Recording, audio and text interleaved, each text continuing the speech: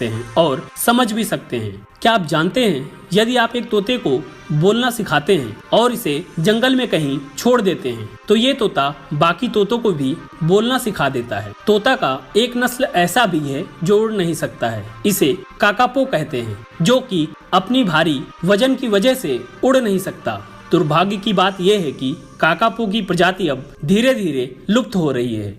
तो मैंने आपको तोते के बारे में कुछ रोचक जानकारियां दी। तो अगर आपको वीडियो अच्छी लगी हो तो चैनल को सब्सक्राइब करें, वीडियो को लाइक करें। धन्यवाद।